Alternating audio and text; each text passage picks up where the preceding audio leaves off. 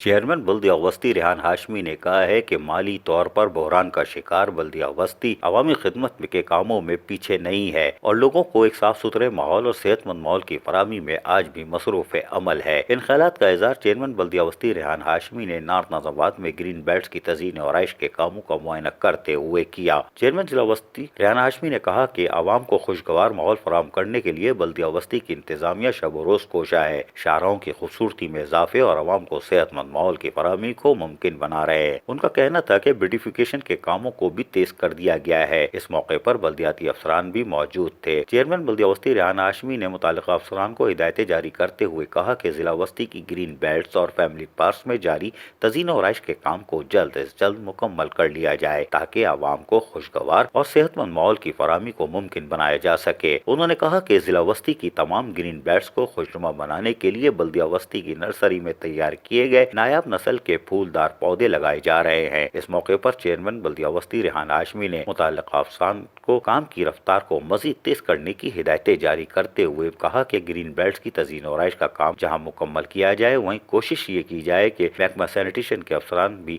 ان کی معاونت کرتے رہیں۔ ضلع وسطی میں جاری صفائی کی رفتار کو بھی مزید تیز اور بہتر کیا جا رہا ہے تاکہ ضلع وسطی کراچی کے دیگر اضلاع میں نمایاں نظر آئے۔ چیئرمین بلدیہ وسطی ریحان ہاشمی نے علاقائی معززین سے بھی اس موقع پر گفتگو کرتے ہوئے کہا کہ پودے ماحولیاتی آلودگی کو ختم کرنے کے ساتھ ساتھ ماحول کو خوبصورت بنانے میں معاون ثابت ہوتے ہیں اور اس سلسلے میں بلدیہ وسطی نے شجرکاری مہم کے ذریعے ضلع بھر میں ہزاروں پودے لگائے ہیں۔ انہوں نے مزید کہا کہ فنڈز کی کمی کی وجہ سے ہمیں بہت سی مشکلات کا سامنا کرنا پڑ رہا ہے، لیکن بلدیہ وسطی کی انتظامیہ بہترین حکمت عملی کے تحت ضلع کی مختلف یونین کمیٹی میں مرحلہ وار ترقیاتی کام سر انجام دے رہی ہے۔ عزیز عارف، KBS بلدیاتی نیوز، کراچی۔